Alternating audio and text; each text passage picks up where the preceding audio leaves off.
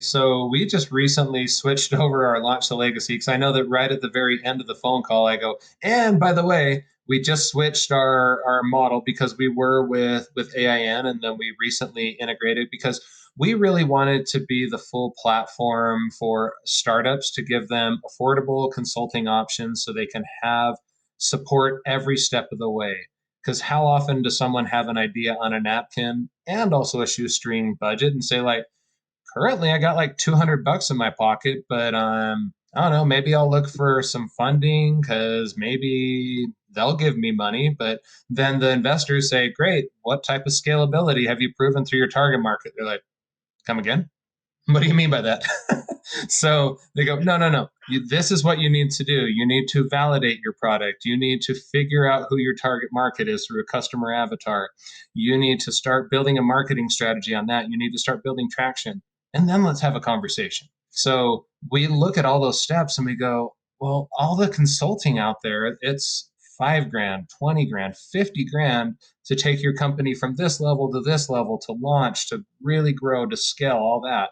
And they don't have that type of money to start off with usually, unless you just have some trust fund and you happen to have Hmm. 50K in your pocket or you're going to put a HELOC on your house. Yeah. But that's not reasonable for a lot of businesses. So we wanted to start at an entry point as low as $24.95 a month to provide them with on demand strategy advisors that can really help them every step of the way and get their business in place and get their business up and running. So that's what we've been working on these last few weeks, and it's been really exciting. Yeah, and I think to like just like you said, I think for a lot of people they don't have an idea of like where to start, where to go. And so the whole point of this episode is to basically combine all of season 1 and really just go through and give people just quick pieces of advice at each and every one of the steps. And so just like you mentioned, before you start anything, you've got to validate that you have a market. Cool, it's fine that you were able to find this problem, and it's even better that you think you have the solution. But just because you think you have a solution doesn't necessarily mean you do.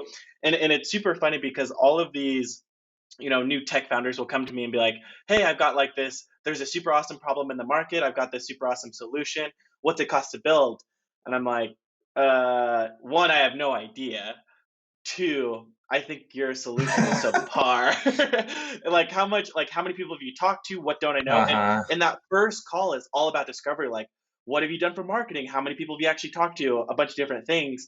And after that, then I really tell them you actually need to think a lot more about this because you have zero idea of what you're getting into.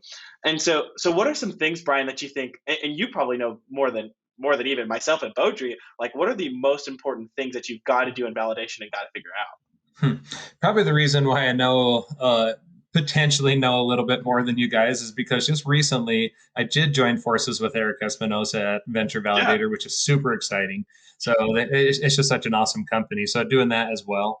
And the interesting thing about it is more often than not, when I talk to people who have the idea on a napkin or they've just barely launched, they're trying to gain traction, but they're just clawing every step of the way, is they go, well, I've already Hmm. validated my product. Okay, great. What does that mean to you? Like, how have you validated it? And they go, well, first I reached out to friends and family members and I told them my idea and they said it was Yep. good. I'm like, of course they told you it's good because they're friends and family. And then they go, well, but then I also called my neighbors. Yeah, people that know you. And then they go, well, and then I also just looked up the random phone pages and started calling people. And I go, okay, great. Well, that's a Hmm. little bit more objective. But when you talk to him, did you say that this is my friend's idea or just some person's idea that I was thinking of? They go, no, I said that it was my business. Exactly. They still don't want to call your baby ugly. Hmm. So they're going to just sugarcoat it and they're not going to give you objective data that's really going to help you on figuring out how you're going to launch, how you're going to put the market analysis together, the marketing strategy, and frankly, whether they're your Hmm. target market and if they even want to buy what you're selling. So when you're Yeah. putting that together, I always recommend if you're at the point of idea on a napkin, look at least look into the option of validating your product. You can totally just try to soft launch it and throw some stuff out there and see if it sticks to the wall. Maybe some will, maybe it won't.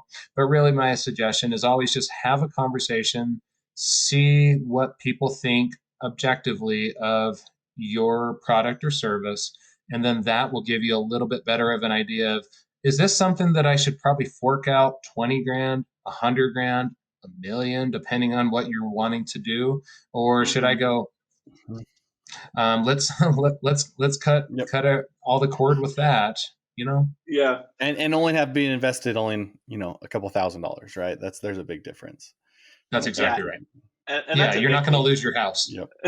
And that's a big thing. It's like I always tell people, it's like I don't want you to like do this because I don't want your money. It's just like I don't want you to waste your money. I don't need you hating me because you spent all of your money and your livelihood on an idea that just isn't going to go anywhere. And so that was like our first episode. Our first episode, or one of the episodes that we hit really hard on and actually enjoyed, was validation. But once you've gone and validated your product, now you've got to figure out how to actually like visually put the pieces together. And so that brings us into the next thing that you've got to do before building a tech company, or really just like any software product, is you've got to have a design. You've got to have this idea of how people are going to interact with the app. You've got to know what things look like. You've got to know the user journeys and different things. And so what I kind of want to hit on, Beaudry, is Beaudry, I feel like you use a lot of different apps. And so what are some of the things that you kind of look for, like just in design, or different things that people should like be aware of? Yeah, and we talked to a lot of people, and honestly, it's one of those things that we offer is we do the design. You talk to Brian. Yeah. Brian's our designer on our podcast. Some people think they want to skip the design, right? Like, oh no, I already have wireframes. I already, and Brian's even shaking his head like, no, like you don't, because honestly, people are like, let's just get this built. Let's just get this built. First off, is it Hmm. validated, right? That's our big thing. And Yep. honestly, I doubt there's a lot of developers out there are like, hey, let's validate this idea. I mean, people are Yeah. legit offering us to, hey, here's some money, go build this, and we say, hey, wait, before we take your money, let's make sure it's a good idea. But the other thing is there's like, hey, go build this. That's like saying going to a contractor and saying, hey, I need you to build a house. Okay, what do you want? Well, I want a bathroom. Oh, okay. Yeah. Yeah, Well, that's funny. no, we need, and honestly, and we have people coming to us saying, hey, build a house. Dude, we got to have blueprints. We got to like have a design. We got to like decide what we want. Do you want 1, 2 bathroom, 3-car garage, 2-car garage? What's your budget, right?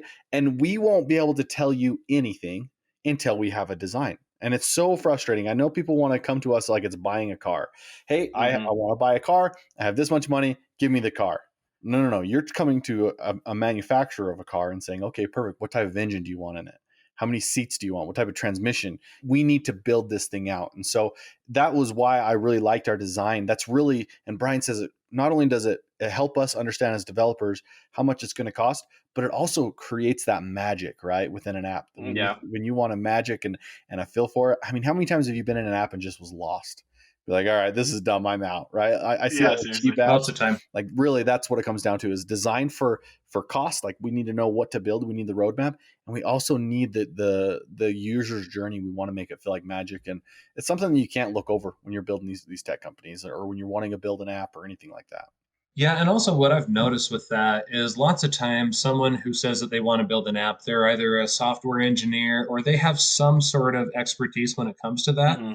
The challenge though, or they're an entrepreneur, but there are different challenges with both of them because let's say that they're an engineer and they go, "Yeah, I want to do this." They typically don't know how to articulate that to a development company like you guys. Are like, "Oh, no, I just wanted to be like this and this." Okay, well, let's talk about the user experience, like the user interface. Like what do you want to do to give it that soft touch? I Yep. don't I don't know. Like I just want it to have this functionality. But if it only has the Yeah. functionality and if it doesn't have the pretty buttons and if it's not very smooth and if there's not that user journey like you were referring to the whole user story, then it's not going to have that adoption. People aren't going to continue Yeah. to use the app. So that's why it's 100% absolutely necessary that whether you're doing a mobile app, a physical product, SaaS, anything like that, the UX, the UI, all those things are massively critical because I can think of so many times. I mean, for example, I won't name names, but I used to work for a large company, and our user interface and our user experience was horrid. And we were a multi-billion-dollar organization, had been around for almost 20 years, and it was embarrassing how terrible it was. So Yeah. really, that's just super critical. But the thing is, that's just got to be that basic natural step that you got to do before they bring it over to the likes of Strides Development or whoever. Mm-hmm. Well, and it's super funny, just because like design, and I don't know, maybe this is just me, but it's like we'll have people even just come to us and be like, "Oh, I've gone and designed this, and I think it looks like amazing," and 9 times out of 10 it looks terrible, and I've got to come up with a gentle way to be like, "That actually just He's doesn't not look good." gentle. He's not gentle. He's I'm just just like, like, oh, this looks like it's made like in the 90s. well, and it's funny because so many developers will just go and like build it, and I'm like, I don't want to put my name on that. I think Yep. that looks like, and maybe that's just like the millennial Gen Z and me just coming out of like, man, I just don't want to work on something that looks terrible. And But so the thing, it's just Brian, funny, one of but the things that I was just going to say, Brian, one of the things you talked about is like sometimes these people come to you as like designers, sometimes they're developers, sometimes they're just entrepreneurs. And one of the things we had in our podcast with Garrick is he talked heavily about a team and how important a team is.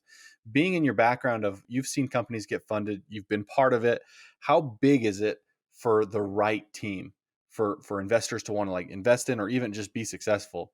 I mean, what have you seen in that side of it? Every single VC, angel, early seed investor that I've spoken to have been crazy about it's got to be the right team. That if you don't have the right COO, the CEO with the vision, the CTO that just has that hmm the core pieces in place, not that he just has development skills, but that he knows how to run a tech team. He knows how to just have the overall vision that you have everyone that's focusing on their strengths and everyone is aligned within their positions within the company. If you don't have that, then they're saying, okay, great, this company is going to do well with a different team. So you better change that before you talk to me next. So it's critical, 100%. So, I mean, finding those co-founders is just absolutely critical. And it's so funny. We were even having a conversation today. I think we were actually in the middle of another episode, and it was like there are three things that you've got that a typical founder needs to have or needs to find. And it's like this triangle. And the first one is marketing. The second one, it would be a technical background. And then the third one is going to be sales. And what's crazy is a lot of people think that it's better to try and do all of it. And at the beginning, it's fine. Like at the beginning, as you're trying to figure things out and you're in the early validation and design phase, like do as much as you can, like save money. But at some point, in order to really scale, you're going to have to find people that complement you. And a lot of business Exactly. owners really struggle with this. Like it's your baby, you want to be a part of it, you want to make sure no decisions are made wrong. But as you're going and building this company, you've got to find people that you work really well with and that complement you. So it's super important to build a team, and so you've got to make that. So up to this point, we've talked, validation, design, team building. Really, the next big thing on that list is marketing and having a plan. So in general, like how can we build like a solid marketing strategy? What do you guys think? Well, I was just going to say, we actually just got off another episode where he said the day you start developing, you should have already have a marketing plan put together before the first day of development. Something like that, right? So yeah, Yeah. I'm really familiar with that episode because I really enjoyed that by Shane. And what I really enjoyed about that one is not only on day one you got to be marketing, because I was thinking, wait, why the heck do you want to create some elaborate marketing strategy when you haven't even done any dev or haven't even done any like validation or anything like that. But then he clarified and said, no, hmm what you want to do to just do really basic marketing is at least throw it out there and just start building some emails and getting people who are interested and start sending out drip campaigns and like get 50 emails of people that are possibly interested in your idea. And then you can at least get something started on that, start getting some traction, as opposed to, hey guys, I just wanted to let you know I went live on the crowdfunding platform today. So, hey, marketing company, can you help me? Like, hmm whoa, no, you're not going to have a Yeah, successful seriously. funding round. It's way Like, of a this hard. isn't going to work. It's going to fail. You need to come to me 6 months before you even go onto your crowdfunding platform. So, yeah, I mean, some level of marketing you should 100% do. And you should always make sure that you have a really good idea of who your target customer is, that key demographic, and figure out the problem that you're solving, why your solution is better than other people, and just really what difference that you're making, and Mm-hmm. figure that out at the basic core. And from that, you should be able to generate some level of marketing strategy even with $0. And then you can just start throwing out Mm-hmm. some organic marketing posts on Instagram and Facebook and LinkedIn and just see what happens and see if you can start to generate info. I would say weird, Brian. How do you get all that information?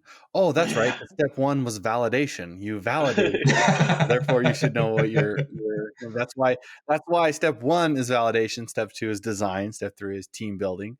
Then it's marketing, right? You got to have those things in there. What's super funny is like, for those of you listening who, let's say you don't have a business idea, somebody was chatting with us earlier this week, and they're like, yeah, my form of validation is I just went up to Google searches and went and saw some of the most top ranked Google searches and realized that there were problems there. And so I went and solved my problem because of how many people were searching for a solution for that one thing. And so, for any of you out there who don't have a business idea and you're looking for something, take advantage of it. Like, there's a ton of like, you have access to Google Trends, different things, and that can be like a way for you to not only validate your idea or validate that a problem's there, and it can help you, start a new business or something. For sure. But that's super funny. Cool. Well, no, and I agree. And honestly, it really comes down to following these steps, and there's a reason why we have the order, right? The validation, step one, design, team building, marketing. Next is going to be the legal structure and strategy. And we did it with Jeff with intellectual strategies, right? Jeff's an attorney, Jeff's an Hmm. MBA. That's kind of was a weird combination we had with Jeff. Which, by the way, Brian, you introduced us to Jeff, right? Really Yeah, good guy. like everybody else. Yeah, just like everybody That's else. funny. But like it was really interesting because like there is a lot of legal sides of things that you want to make sure one you protect. Like for example, before you ever talk to a developer and before you ever want to say anything, make sure you get an NDA signed, Oh, right? That's come really hard. on. Yeah. OG, I'm gonna slap you. That's gonna be. Me They're gonna too. shut it off right at that. They're gonna shut it off right at that and be like, "Man, I need to get my NDA written," and they're not gonna hear the rest of Yeah, please. I was kidding. I was kidding. We don't. That's the thing. Like we even did another podcast with a really successful CEO, Rob, who has started many different businesses, right? And he was like, "No, if people really wanted to steal my idea, like they don't know how much work it's going to be." Like he's like, when I validated my idea, I told everybody about it, and guess what? Nobody stole my idea. That's exactly right. Right. And that's really what it comes down to is like there is a right time for an NDA, but I promise you it. it's not when you think it is. Right. That was one of the big things that I Hmm. took away from it. It's never what you Yeah. think it is. And honestly, Austin, how often have we gone back to our legal counsel for so many different things? Right. We're always like Yeah. legal it's literally we pay a retainer, we pay a couple $1,000s, whatever for that advice. But how much do you think that can save us in the long run? Well, really, I think the whole point of legal is to make sure that you're not taking on risk, right? Making sure that you've got the right things in place. Or I think more importantly, from like an accounting standpoint, setting up like a legal strategy for taxes is an important thing to be considering early on too. So, like obviously, a lot of people think talking with an attorney is like a scary thing, but I mean, they don't just work with you, they work with a lot of people ideally in the similar industry as you, and they can give you a lot of good direction or good advice.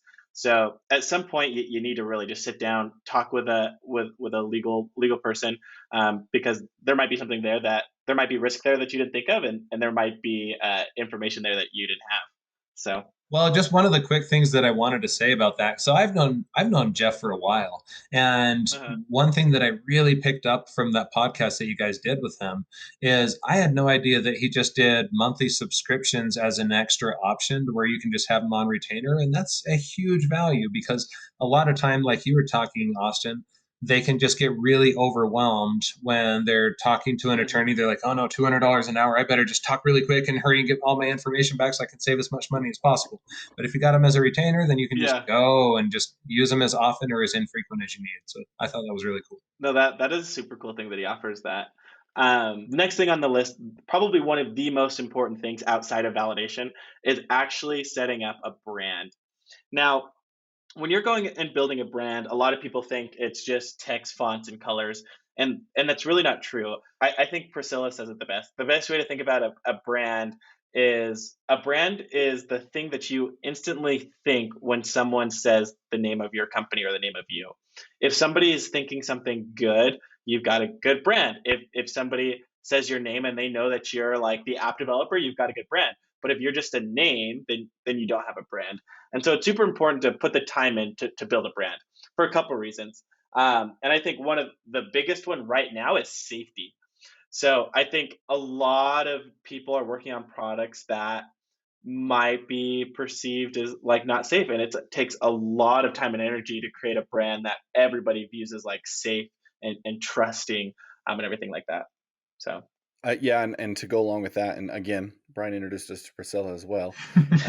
Listen, we're going to get into this why Brian has such a great network and how you guys can get that network as well.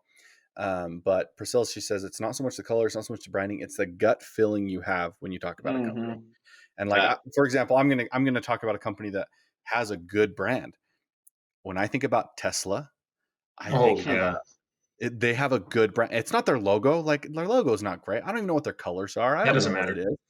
It doesn't matter. But when I think about Tesla, I think about like cutting edge. I think about like the technology. They're leaps and bounds ahead of everything out. Austin their specifically stock. knows a little. Yeah, their stock is where it's going. Like, but their Crushed gut it. feeling. Yeah. By the way, also Dogecoin. Thanks, Elon Musk, for that today. It's That was a funny one. I'm in the green. It is skyrocketed today. But Oh, wow. besides the point, like your gut feeling of what Tesla is, and when you see a Tesla and how you feel about it is different than the way you feel about Dodge, Chrysler, Jeep, right? Because it's just a different brand. And Priscilla, she's incredible. She's a rock star. She's amazing. And like that, those are the type of conversations you need to have early on to make sure your brand and your gut feeling of what your company is in the right step. And I mean, Brian, how long have you known Priscilla for? 2 years. Wow. I mean, everything she says is just like gold, right?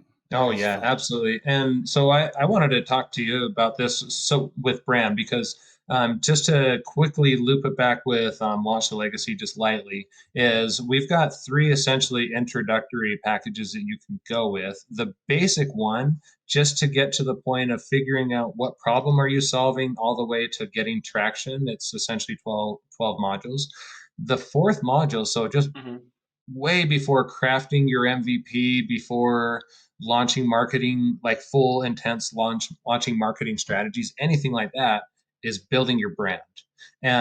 But before you build your brand, you got to figure out your mission, your vision, your 3 strategic objectives. Like, who are you? Who is your team? Like, who are your core competencies? Because if you look at Tesla, like you were saying, Beaudry, no one looks at Elon Musk and say, oh, wow, that is a really charismatic guy. He just really controls a room, all that. But you look at that guy and go, wow, that guy can sell vision, and he can sell the lifestyle and the reason why people want to be part of his tribe. People believe in him so much, but it's not because of charisma. It's just because he is so dedicated to the vision of the company. And it's very, very top down that everyone who belongs to Tesla, all the customers who Tesla has, like 99% of them. My girlfriend just bought her second Tesla 2 weeks ago, and we love Tesla. We're definitely a Tesla family. And we get it because of the carbon footprint, because of what the lifestyle represents, because we're making a difference within the community, to society, or at least we're of the belief that we are. So, but yeah, I mean, it largely goes to what Elon, that gut feeling starts with that. Yeah, the gut feeling. It starts with what he says about the vision, and that's how the brand and the marketing strategy and everything is trickled down from it. Yep, 100%.